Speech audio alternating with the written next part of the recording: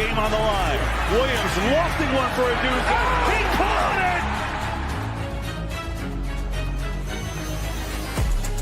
it! You're listening to the world's #1 football podcast. Now, here are your hosts, Ben Hansen, Matt Hartman, and Ryan Matthews.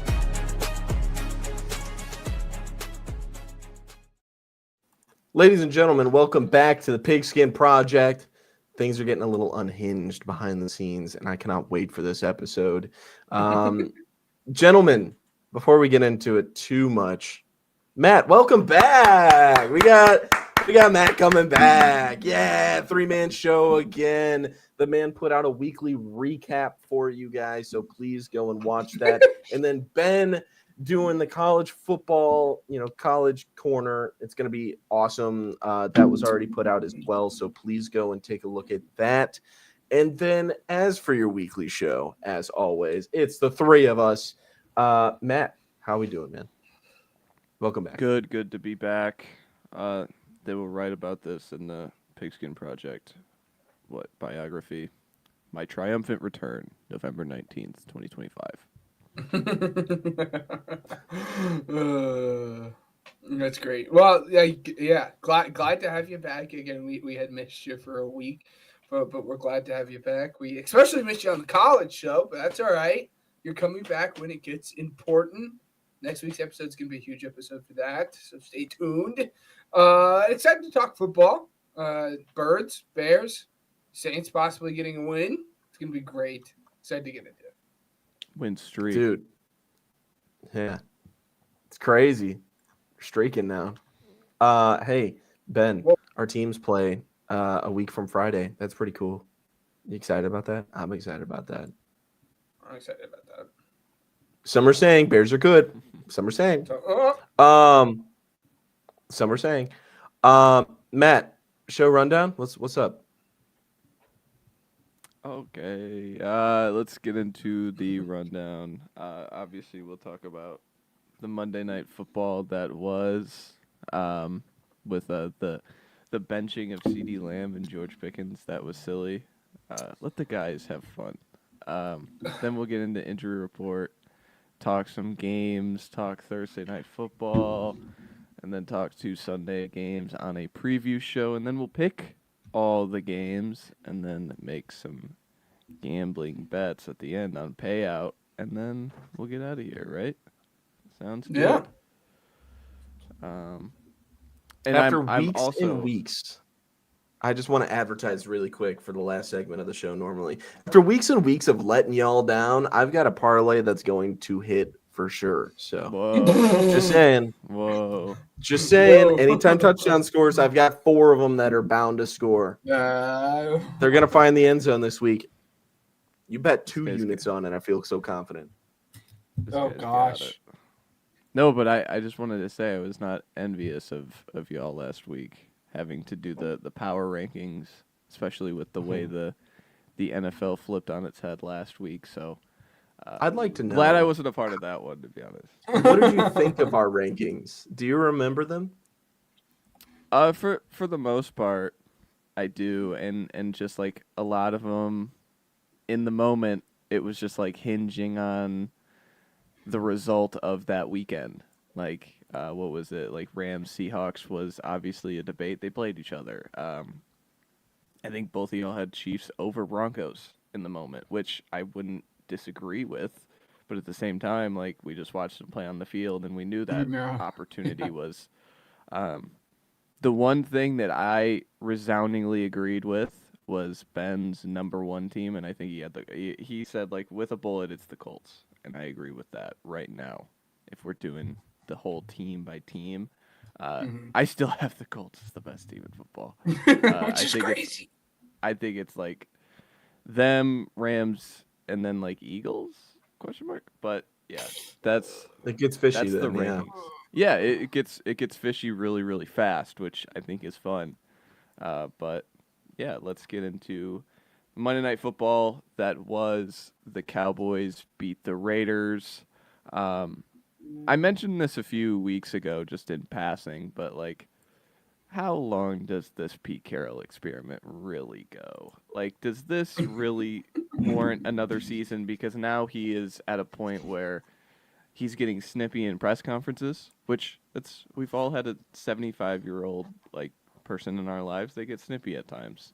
So I just imagine the stress of the NFL is getting to him. But he was asked about like a third-round pick, a very valuable question about a guard, Caleb Rodgers, about how he's been inactive all season and the offensive line has been terrible. So he's like, why aren't you playing him?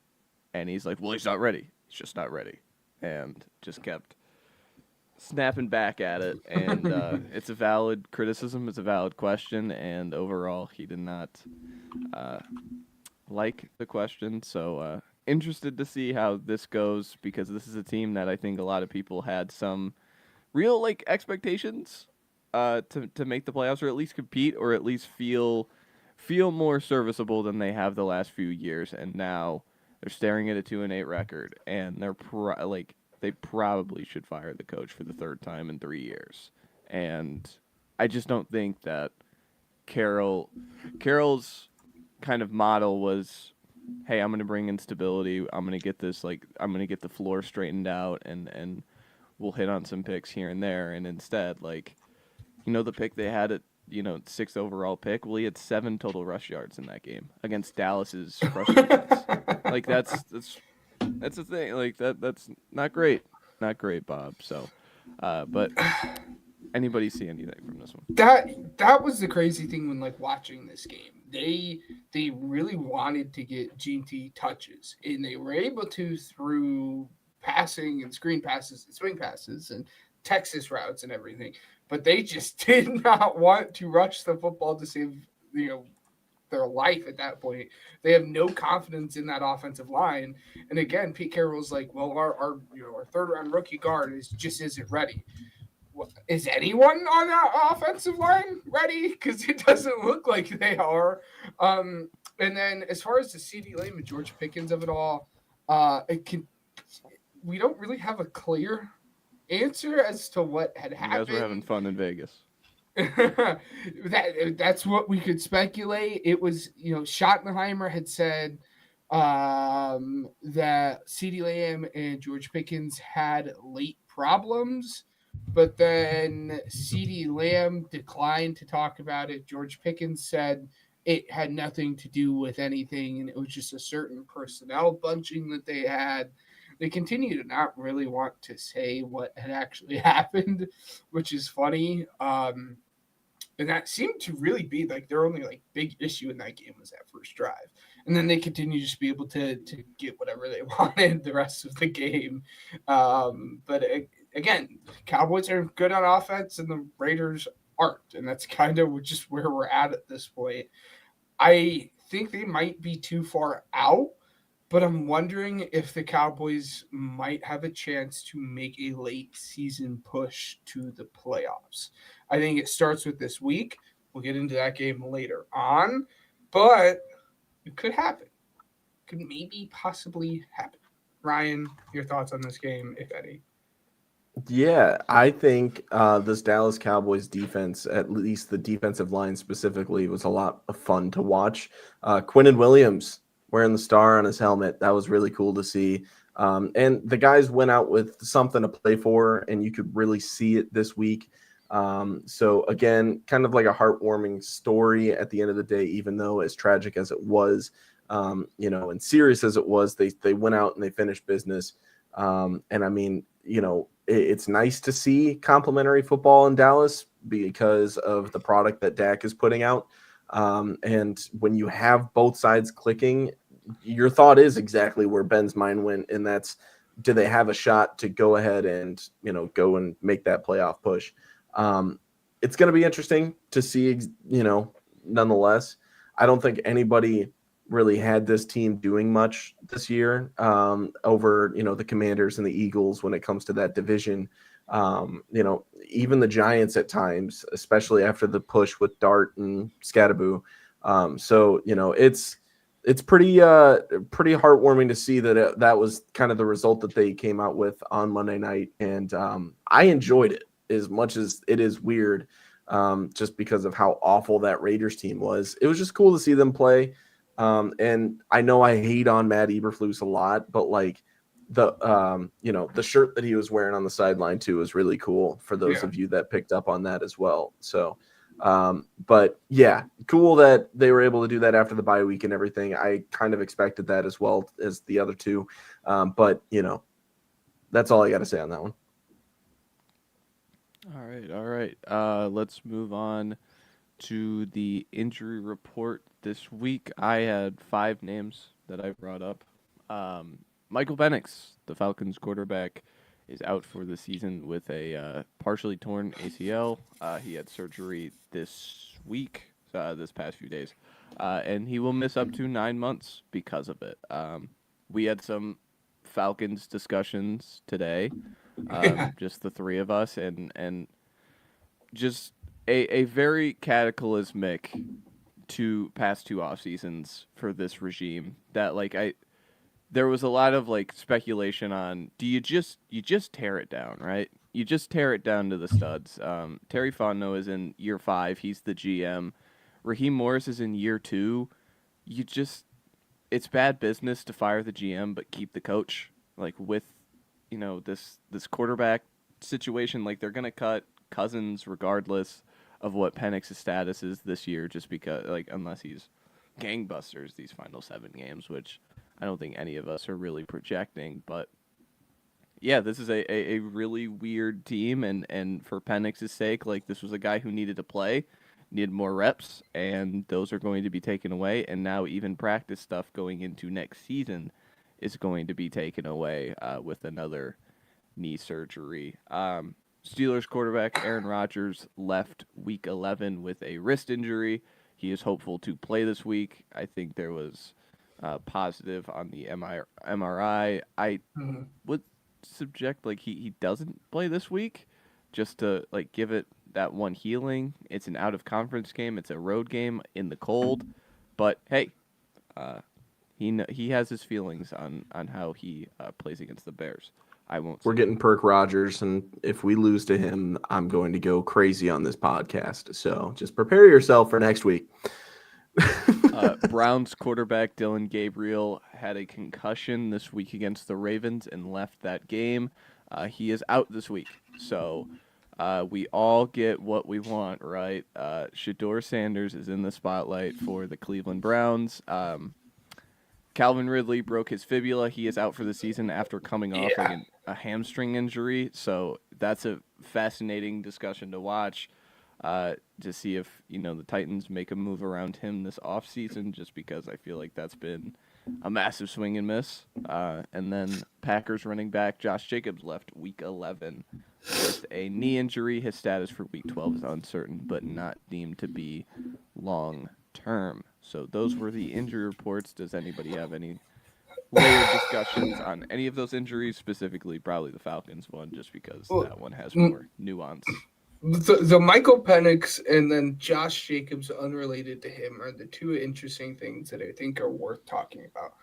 The Michael Penix of it all is the worst case scenario that you would have thought about when drafting this guy, right? He had a long history of injuries at Indiana. He stayed relatively healthy at Washington, but at Indiana, he had a shoulder issue his first year, tore his ACLs in his second year, had a shoulder issue his third year, tore his ACL in his 4th year, and then now enters the NFL, has a shoulder injury, and now tears his ACL again. And again, this was when you had drafted him, you knew that he was prone to injury, especially within his knees. And now you're kind of just getting the worst case scenario of it all, which again just makes that pick even more perplexing. And then in terms of the Josh Jacobs thing, the question that a lot of reporters had asked in regards to that wasn't even anything related to Josh Jacobs. It was related to Marshawn Lloyd, a guy that they spent a day 2 pick on 2 years ago, who has not been with this offense at all. And when they asked Matt LaFleur about it, he was like, oh, he's out west getting work done, and that's where he feels most comfortable. And we're like, oh, Okay. Well, we really don't know what that means. Why is he away from the team? But that situation with Marshawn Lloyd just continues to be weird because again, there's just a lot in the air, and this would have been a really good game to see him take over. But now you have Manuel Wilson. I digress. That running back situation there, though, just continues to be an interesting one. But I think those are the two most important, a little bit of a layered conversations to have about the injury report this week. Yeah, I'm just excited because it looks like the Bears are becoming more and more healthy over time. Just to talk about my team for a hair longer, Kyler Gordon got designated for return today off the IR, which was expected to be a short stint anyway. So, his window is open as well as Jalen Johnson. So the anticipation in Chicago is getting creeping up on us for, those two to come back specifically for this secondary that struggled so much this season. So, as you go on to what some are calling the gauntlet of the schedule, you want these guys back for this push. And I think this puts them even more in that conversation as well. So without going too crazy, because I went crazy on the guys behind the scenes, but yeah, this is, it's encouraging to say the least. Yeah. So some bright news on the, on the topic. Yeah, on the injury front. All right. Yeah. We move on to the games of the week. First off, we will talk about Thursday night football. The Buffalo Bills travel to Houston to face the Houston Texans. We didn't mention this in injury report on purpose to mention it here. C.J. Stroud ruled out for I believe, third straight game. Yep. Third straight game left against the Broncos. So another week, short week. So I think that kind of makes sense with kind of that crazy hit he took against Denver. But he is out. Dalton Kincaid is out. Khalil Shakir has a questionable tag, which if you don't know behind the scenes for him, he recently had a child. So I think there is a plausible outcome that he doesn't play this week. And then there's rumors that Keon Coleman is going to be benched again. And that is another interesting topic because with multiple pass catchers already down or questionable, he seems to be factored out of the offense because of Tyrell Shavers. So, yeah. But does anyone have anything to hit on with this game first? Or I could start. Yeah. In terms of this game, for me, I think a big key is the Texans defense being able to stop the run. They have been very, very good at doing that through the first, 12 weeks or whatever. Oh my goodness. Through the first 12 weeks of the season, they're the third ranked rushing defense, I think allowing like 87 yards on the ground. And I think that's a big key considering Matt had just talked about they're out Dalton Kincaid, Keon Coleman, a little bit of struggles there. Khalil Shakir, we'll see what's going on there. So they're going to really lean on this guy that they just paid a boatload of money to. Given Josh Allen has proven to be able to get it done despite a stellar group of pass catchers before. But I think that's probably going to be where their head is going to this game. Let's turn around. Let's get James Cook as many touches as we can. And if the Texans' run defense can stop them and limit that, I think there's a chance for this to be a ball game. Matt, go for it. Yeah, I'll go to the other run game. You're talking about good on good. Buffalo's good versus Houston's really good. Houston's rush offense this season has been pretty abysmal in spurts because they're 32nd in rushing success rate this year, under 33%. You just think about the teams that they're lumped in next to here: Cleveland, New England, Las Vegas, Tennessee. Those are all the teams that have a 35 or below rushing success rate this year. They're pretty bad this year. And then you think about like what Buffalo has done on the defensive end. Buffalo just gave up 200 yards to Sean Tucker, and they're allowing a 43% success rate this year. So again, this is bad on bad, kind of who exploits who in this matchup. with the ground game when Houston has the ball, especially because there is a backup quarterback in the game again. But again, like Davis Mills has played a lot of football. I think that's the most beneficial term I can use for a backup quarterback is he's played a lot, he's seen a lot, been around the game and this offense for a while. So going to be interesting to see how does Houston score points. I think that's like when you think about the anatomy of an upset, how does Houston score points? Do you need, because I mean they're already touchdown dogs, do you need a defensive score? Do you need like multiple short field possessions? Not really against this Buffalo defense, but we'll find out how that figures out. Yeah, I think you guys nailed it. My thing is the Bills have been up and down. That's what I'm kind of looking for. With this Texans defense, I'm excited to kind of watch that matchup, Josh Allen against this defense. That spread is entertaining. That -5.5, because it's like, do they win by more than a field goal? That's what you're kind of betting on. I don't know if they do. I don't know. It's gonna be interesting. I mean, dude, the Bills looked so good against the Bucs this past week, and that's where I'm kind of like, ugh, as a football fan though, how can you not like something like this? So that's why obviously you would have liked to see C.J. Stroud play in this one, and that's a massive factor in it. But yeah, that's kind of what I'm watching for. This defense is going to have, some fun, I think, against Josh Allen because I don't want to say, I mean, he obviously not an MVP candidate this season, but it's interesting. I don't know. And the whole Keon Coleman thing is different too. I know you guys already mentioned it, but it's just weird. Two more things I just want to hit on, just little like mini fun stats according to NFL Pro. The Texans have used jumbo personnel, which is a sixth offensive lineman, on 14% of their plays this year. That is the second highest rate in the NFL.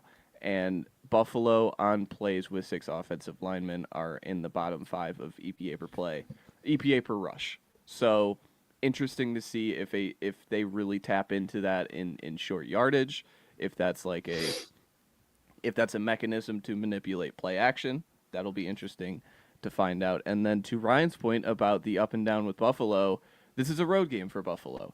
They've played 4 this year. I'm just pushing the Jets game out of the way because the Jets in week 2 didn't feel like what it is now. They lost to Atlanta on Monday Night Football, where it felt like that was the low point of the season. Then they beat Carolina coming off of that, and that feels like the highest point of the season because that was just a rout, and they dominate. And then they, a few weeks ago, have the new low of the season, losing to Miami by 17 points. So again, like this is a team that seems to be having struggles away from home.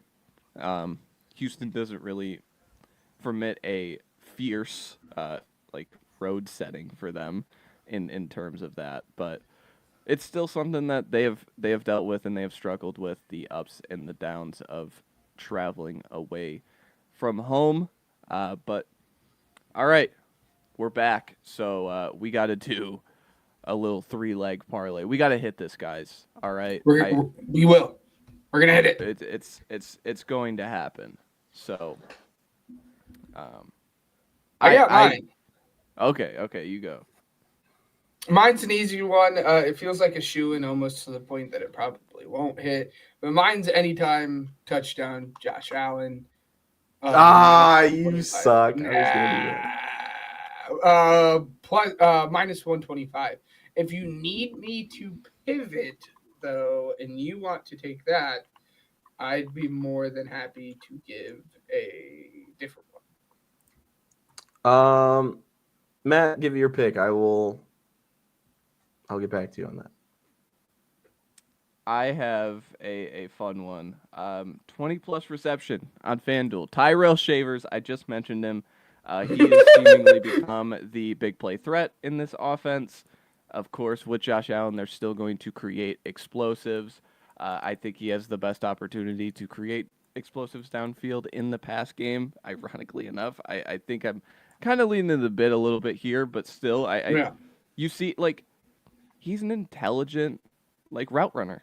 Yeah. The touchdown he had against Buffalo, or not against Buffalo, against Tampa Bay, he's running a little, like, drag, and Josh kind of breaks contain, and Josh is doing the little stuff beyond the back, in the backfield that he does, running around. And so Shavers is, I'll just run upfield. I'll just run away from everybody else, and he creates a touchdown on it. So, and again, like with the Keon Coleman news possibly being out again, sounds like that's more trust in this kid to be a real threat. And something about him wearing 14, I just love it. Like, I'm just like, well, there goes New Diggs. Let's see if it continues on. That's plus 115 if you are into singles bets. I'm going to go with James Cook, 90 plus rushing and receiving yards. That's my play. Yeah. The other one that I would have mentioned that I think is worth a look is Jaden Higgins over 27.5. That's what his line is for the game. Again, I think this is a passing defense that you can hopefully take advantage of. So that's why I think that's worth it if you're looking for a fourth leg.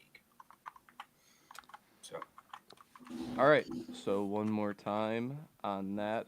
Ben has Josh Allen to score an anytime touchdown. Ryan has James Cook to have 90 plus alt rush and receiving yards, and I have Tyrell Shavers to get a 20 plus yard reception. Go Bills is what this podcast is saying. So, once again, that is just a shade under plus 600 on FanDuel if you were seeing this prior to the game. Bet responsibly, obviously, but thank you for watching this part of the podcast, and this is where we clip it out and move on to Sunday's games of the week. From this point on, making this executive call, 2 a week. I think everybody seems to be all in favor of that. I think as the season kind of slims out, there will be times where I think we can introduce a third if the playoff implications are really like heavy on 3 games. But with the playoff implications becoming more and more predominant, this is where, ironically enough, we picked 2 non-playoff teams this week in one of the games. But still, yes. Let's start off with the first one of the bunch, obviously.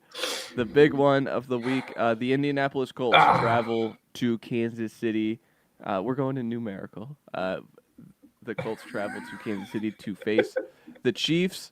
The Chiefs are staring at uncharted territory. You've heard it all week. I don't have to be a new one to say it. They're 5-5, 0-5 in one possession games after being 11-0 a season ago. Pretty interesting to just see this team try and navigate it. And what do we have on this one? Yeah, for me, it kind of goes back to what I had said about the Chiefs in the last episode. Spags is really, really good at dialing up a timely blitz. And I think that is really, really important when discussing this game because we had seen it through the first part of the season. Daniel Jones. Funny mix up there. Basically the same guy.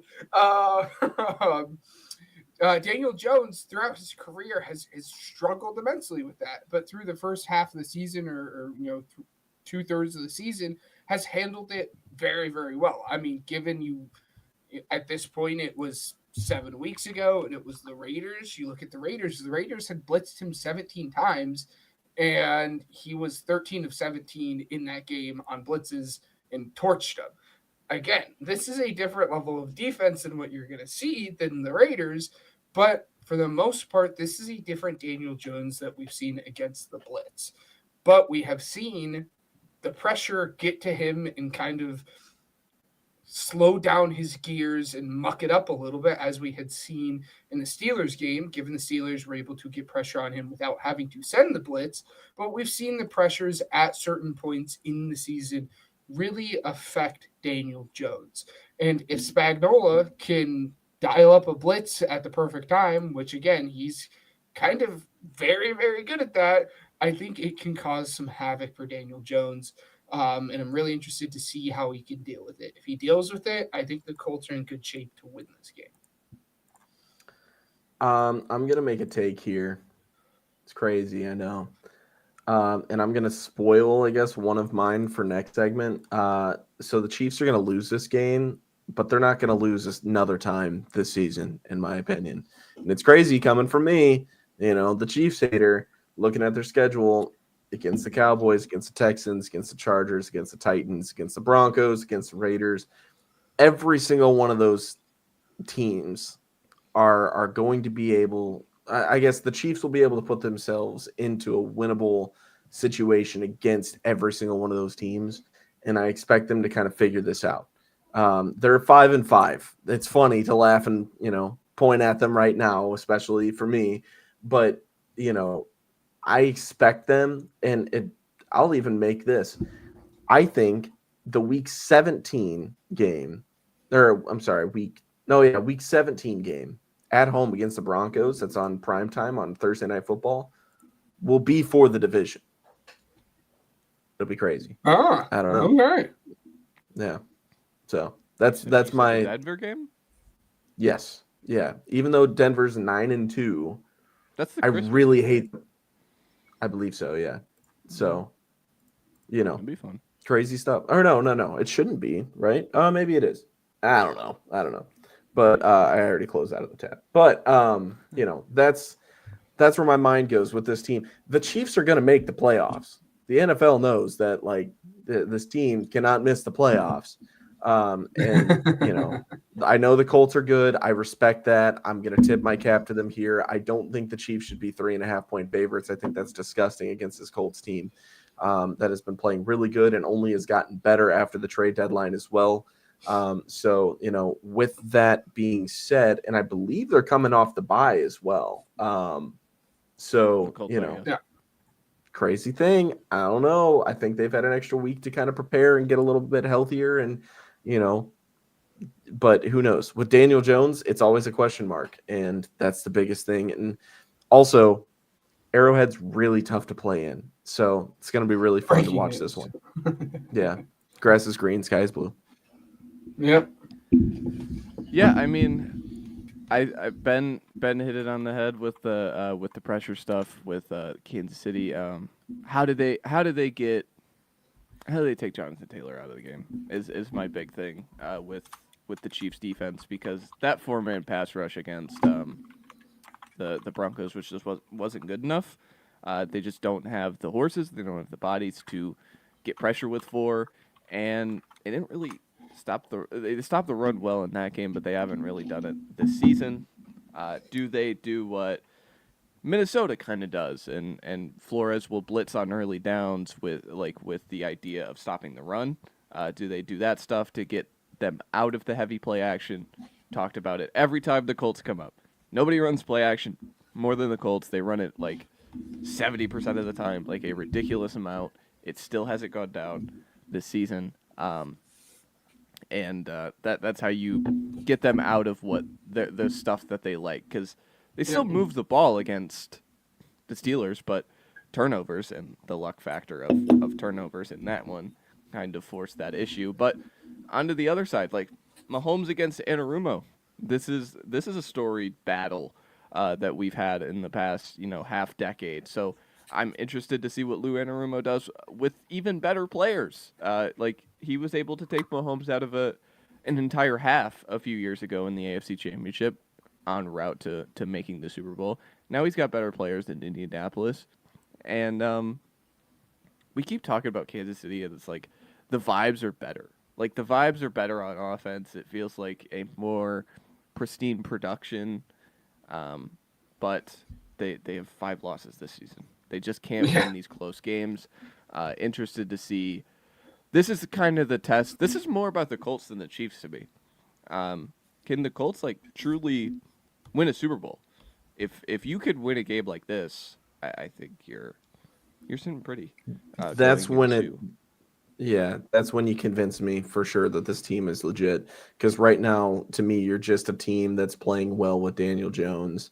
But are you good? Is my thing, and it's weird. I don't know.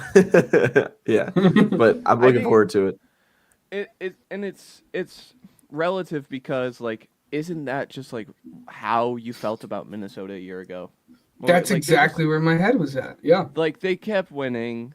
They have this, broken toy quarterback and oh, he's fixed. And then like in these big spots, it's just clearly not.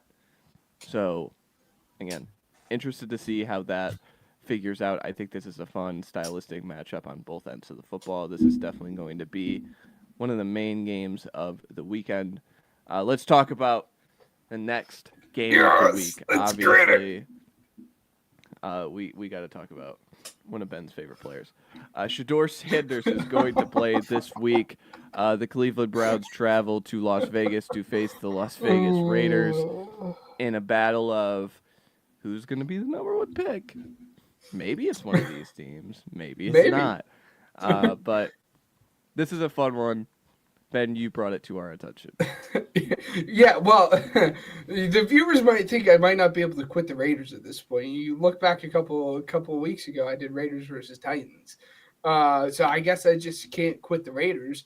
But no, I thought we had to talk about this game because of the Shador Sanders factor of it. Mm-hmm. I think as a podcast, we have done a very good job straying away from that part of Cleveland football.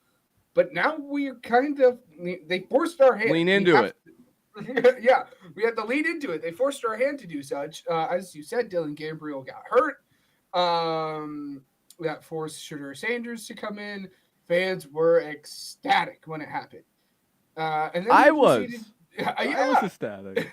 And then he proceeded to go, 14 of 16 or 4 of 16 with an interception. Didn't really look good at all. But as much of a Shador hater as I am, that was not a good situation for him to kind of be thrown into. He was down. He was forced to throw the football down the field and try to make big plays to get his team back into it. And he actually almost did. He had a touchdown ball that could have sealed the game and won it for the Browns that ended up getting dropped. That being said, he didn't look very good. Now he has a full week to prepare, a little bit of playing time under his belt against a Raiders team that we have all been kind of peckish on, a team that we all agree is not a good team. So this is almost a perfect spot to kind of slide Shador Sanders in for maybe what will be the rest of the season and see if the Raiders or to see if the Browns actually have something at quarterback with this guy. Again, Browns fans are super happy to finally see him. And again, there's not like a tendency that I can talk about like we've done previously because we haven't seen anything yet from Shador. So again, I'm just more excited to see what he's going to be. That's why I, picked this game. And also, we'd be remiss to not talk about Max Crosby versus Myles Garrett. This is just going to be a heck of a game for the edge rusher sickos here. So, Myles Garrett's a sicko himself. Honestly, that man is 4 sacks. So good. Yeah. 4 sacks, dude. He's just going insane. What is he? Could he break the record? You think? I remember a comment this offseason when we were doing award predictions. Ryan was like, defensive player of the year, I'm picking Myles Garrett. And I remember saying his stats will be good, but his defense, his team just won't be good enough. I eat crow on every bit of that. That guy is by far the best defensive player in football. And outside of injury, I don't think he can lose the award at this point in time. Yeah. Oh crap. I was looking up the sack leaders right now just to kind of give everybody a number. He's got 15 sacks on the season. Now, Brian Burns has 13, trailing hot behind him. And the single season sack record is 22 and a half. So, I think that Myles Garrett, Sack a game. yeah, I think he could do it. I think he could do it. So, yeah, have they had their bye week already? I think they have, right? The Browns, I think. Yeah. So yeah, I mean, with that, games against Las Vegas, San Francisco. Oh wait. Yeah, Las Vegas, San Francisco, Tennessee, Chicago, Buffalo, Pittsburgh, and Cincinnati. Dude, I think he does it. I think he does I think he does it. it. Yeah, like you said, won a game. It'd be fun. Fun to keep track of. And how close is Brian Burns going to be to that too?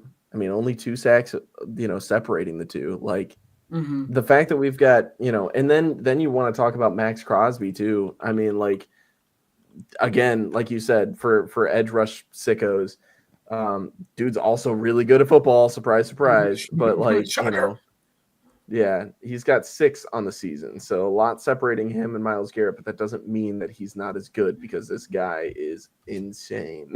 So, an absolute game wrecker. Yeah, but definitely something to keep track of, especially given the fact that the Raiders are trash. If he gets like another 4-sack game, dude, crazy. Yeah, I don't know. This game has, you guys know the meme of like the coughing baby versus hydrogen mom, right? Like this has real, like the rush defense of the Cleveland Browns this year has been bar none probably the best in football. And then you think about the rush offense with the Las Vegas Raiders, and any metric you look at, they are bottom 5. And so I just don't see a world where the Raiders even try and move the ball through the ground, just because I think it would be a waste of time. We've talked about Myles Garrett and all his sack stuff. Last year, he had 35 run stops on over 300 rush defense snaps. This season, on less than 200 rush defense snaps, he has 29 run stops, according to PFF. If you're wondering, what is a run stop, Matt? It is any rush that goes... He is the core contributor of a rush that goes for 0 or negative yards. 29 times in 10 games, he has done that this season. He is playing the best football of his career, not just like rushing the passer. And so this is a unique renaissance for a guy who is going to be 30 at the end of the year and still playing at this high of a level. It's just fascinating to watch him this year, even if the team is really poor. It sucks to see him on the sideline, when they show him in those high leverage spots where it's like the New England game specifically, where it's like, guys, I got 5 sacks. He's slamming all, his helmet and things like that. But overall, he's been a freak this season. And then doing the Shador thing, he just needs to play on time. Like I know it's just like so basic and simple. Like he's a 5th round pick. It needs to the ball needs to come out. And that was my thing with the game against Baltimore. He did not feel prepared. And if does that fall on Stefanski? Does that fall on him? Falls on everybody, right? Like just enough of it. And Ben mentioned the throw. I was going to mention, like, he had a shot. Like he had a little off-schedule creation rolling out to his left where the guy was open, and he misses the throw. It's a tough throw. Got to make the throw in the NFL. The window was pretty open, but overall, I want to see a more prepared player, a guy getting the ball out on time, in rhythm, and they can lean into the run game of Judkins, because Zach Orr had zero respect for what he could do through the air. There was the pressures that they sent at him was just so many bodies being thrown at the problem. So really interested to see how the Raiders and Patrick Graham, who has a pretty good defensive mind, attack Shador, because they don't blitz that much in Las Vegas, even if they're down to men. But those are the games of the week.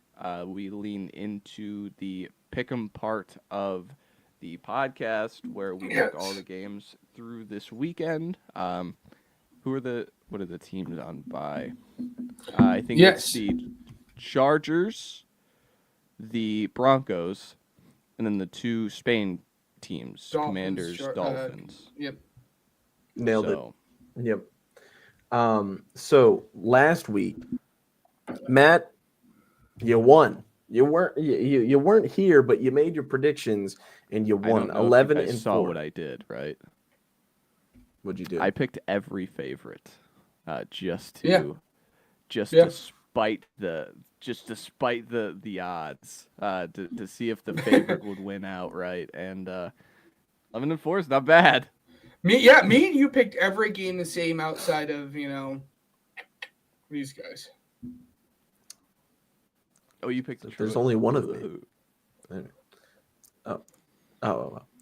Anyways, yeah. So 11 and 4 for Matt, 10 and 5 for Ben, 9 and 6 for me.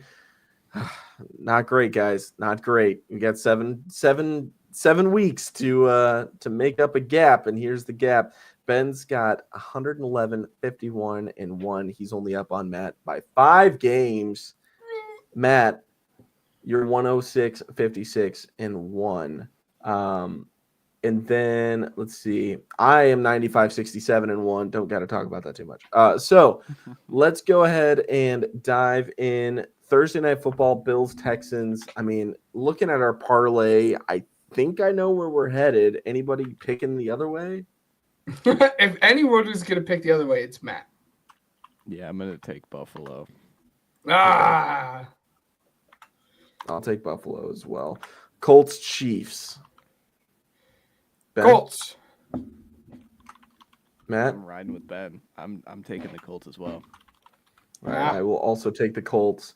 Seahawks, Titans. I know where we're going with this. There's no way you take the Titans here. Vikings, Packers. This one's kind of fun, right? Packers. I'm gonna take the Packers. Ah. Okay. Yeah, add me. I'm taking the Vikings. I'm doing it. Packers are 9 back. breakout game. You gotta find games, brother. I get it. Jets and Ravens. Yeah. Okay, another one. Awesome. Amazing. And then Giants, Lions. Another one. I mean, I don't think this one's a gimme. I don't. They played the Packers hard. So come on.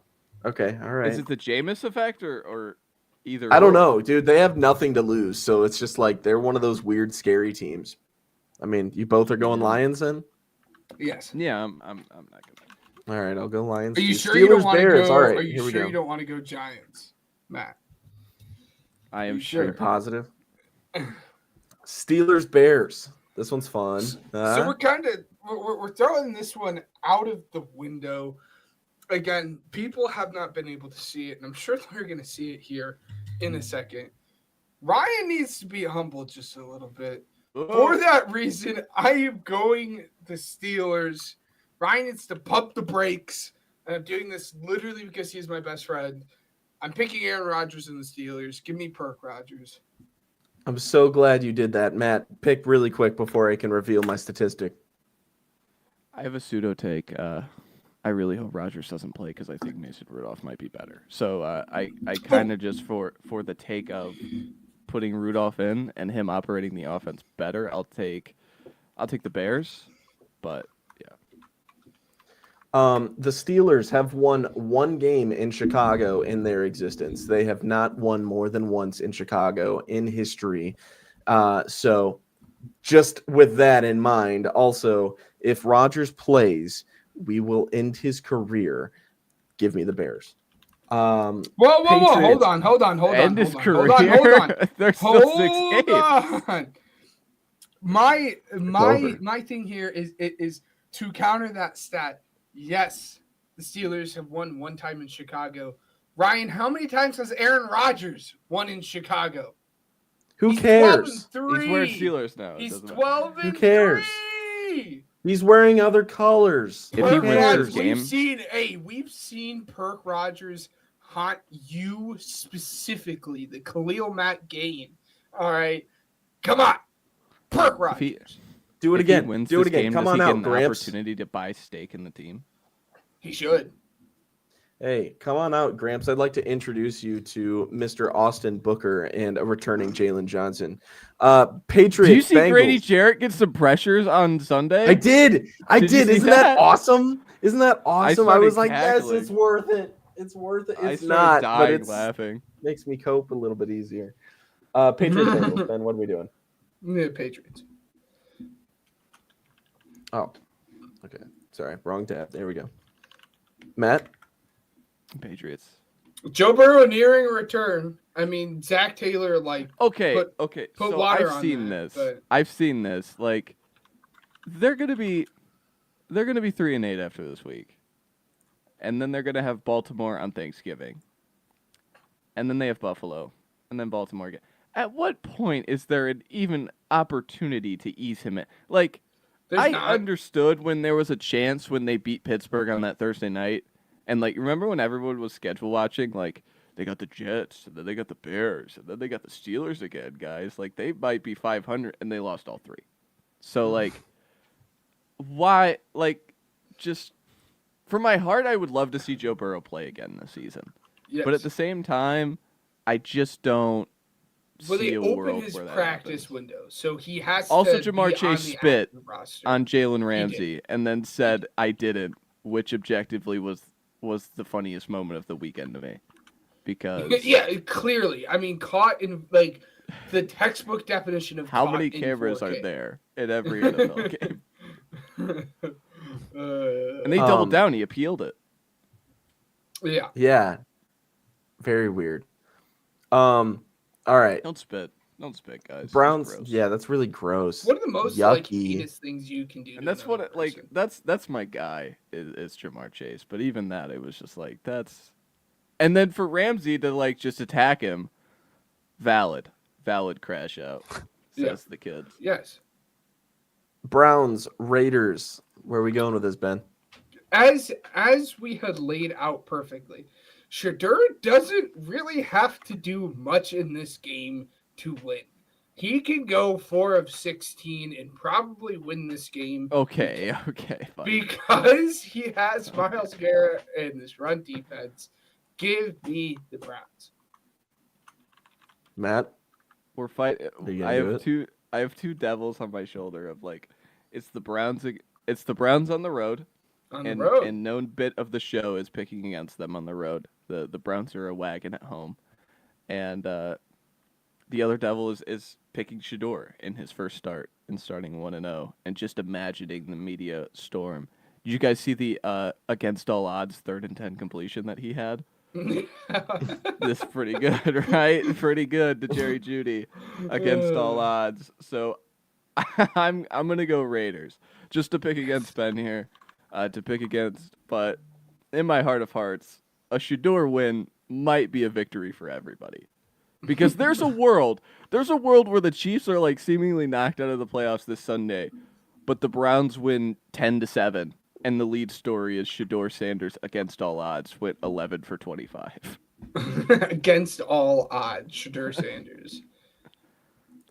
All right. Jags, Cardinals, Ben. What are we doing?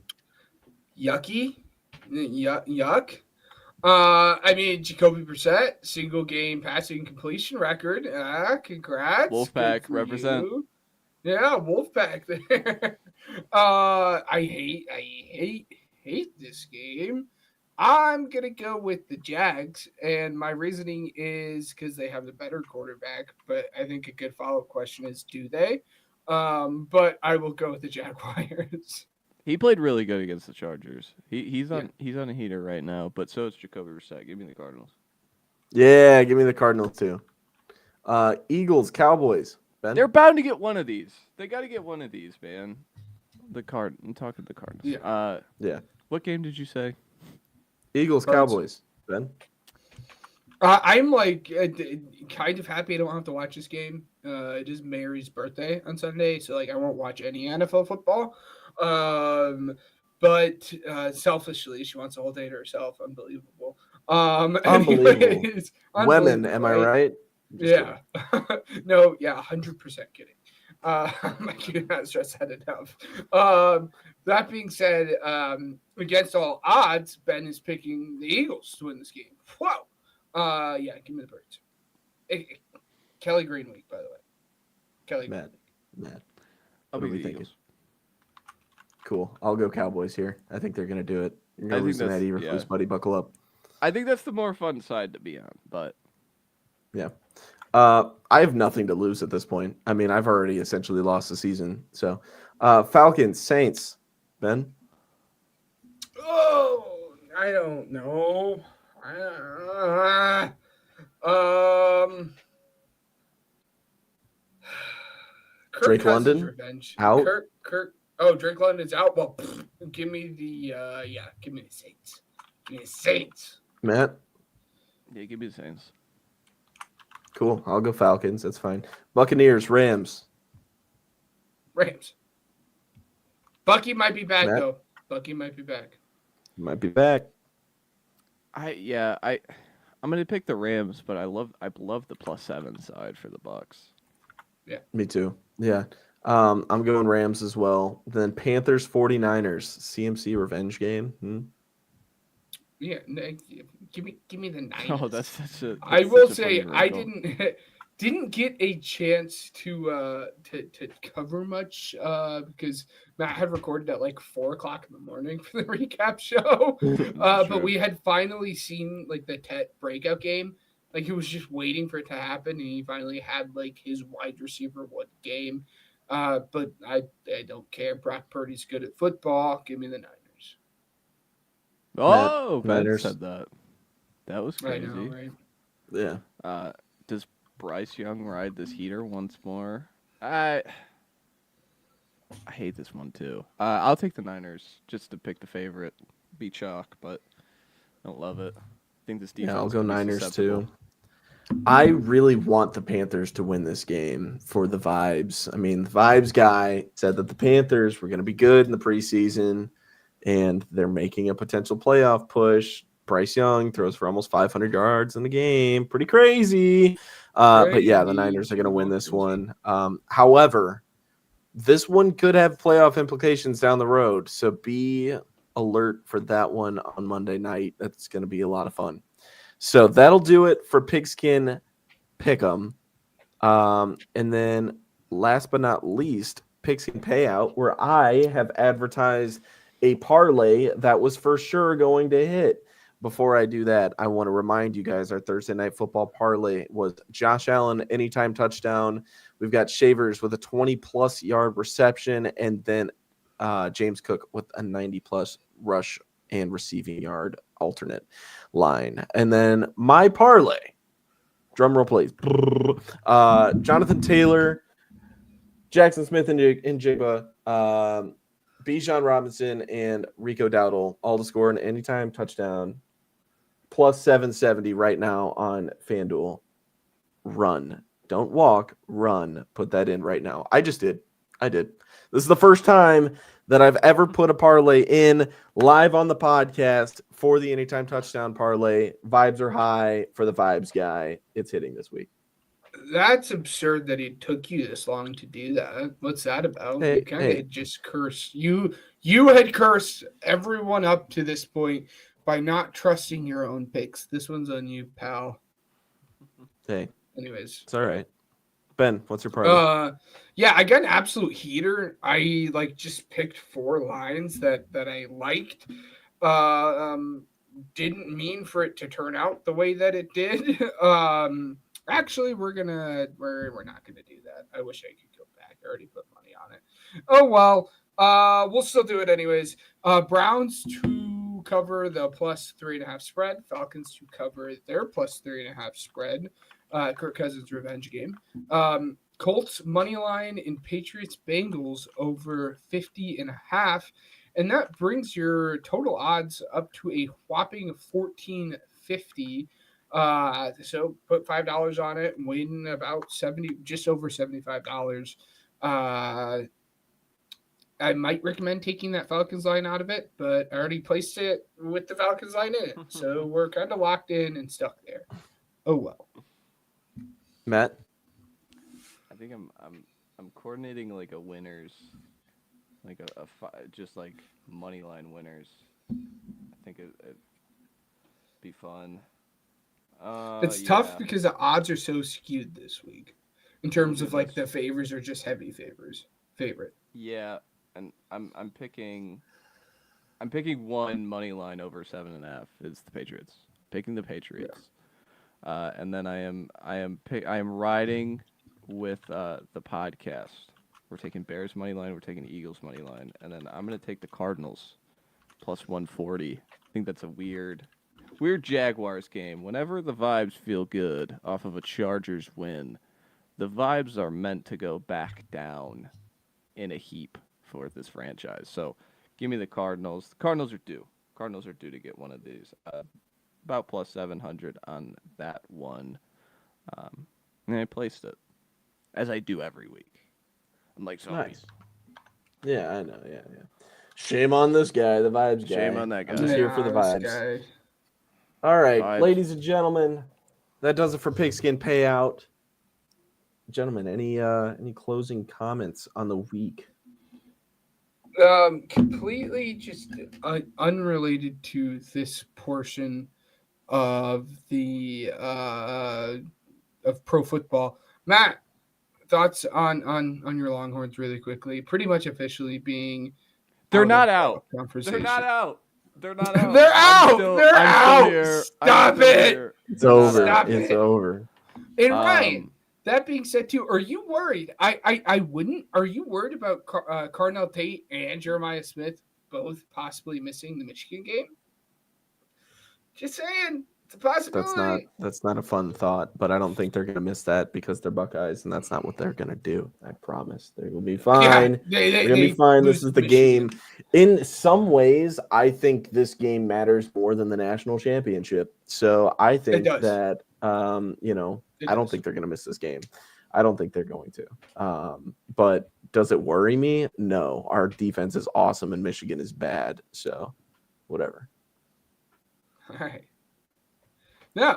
Well, yeah. Thank you guys for the 19 of you who made it this far. Again, big college football show next week. That might be coming out on Tuesday. We'll figure that out. Yeah, we got to figure out a lot of stuff for next. Yeah, we got to figure out a whole lot of stuff in terms of scheduling for the podcast next week. Yeah, because it gets a little stay tuned with the holidays. That being said, stay tuned. All the updates will be on our social media. I don't know if you guys can see it, but yeah, it's just the triple. Wow, that is the Triple P podcast. Pretty much anywhere you can find it. So go find us. That's where the updates are going to be. Most of you guys are watching on Twitter in the first place, but just keep an eye out for the Twitter in terms of updates for the show this coming week. Yeah. Nothing is set in stone yet. However, I just want to say, in the scenario that we do not see you guys next week for Thanksgiving, enjoy your Thanksgiving and the family time spent. We will try our best to figure out a situation to where we can get you guys a stream next week. But in the scenario we don't, that's what I'm prefacing this. Matt, anything? Yes. Yeah, I mean, hitting on many college football stuff because I was out yesterday as well. James Franklin got hired pretty quickly. Not surprised by that one. I think he's a pretty good coach, and I think Virginia Tech made a pretty good hire. And then Lane Kiffin is making me laugh. Lane Kiffin, yes, he's been very silly, talking about how there's no ultimatums. It's just a deadline.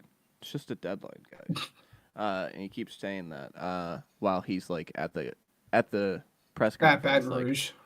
I might go there. Who knows? But Ben, at this point in time, where do you think Lane Kiffin's coaching? LSU. Ooh, okay. Tiger. He's a Tiger. Yeah, I'm still Ole Miss pilled, but I think I would go the opposite. I would go Florida if I was picking him to leave, just because of the Spurrier connection there. Yeah. But we'll see. What a show, everybody. What a show. Take a bow. All right. So that'll do it for the Pigskin Project this week. For the three of us, we will see you guys next week. We want to thank Uppercuts Grooming, Regional Radio Sports Network, and Spotify for Podcasters for helping us grow as a podcast. Thank you to the YouTube crew for keeping the views alive and the vibes high. And until next week, we will see you later. Or next episode. I don't know. We'll figure it out. Have a good one.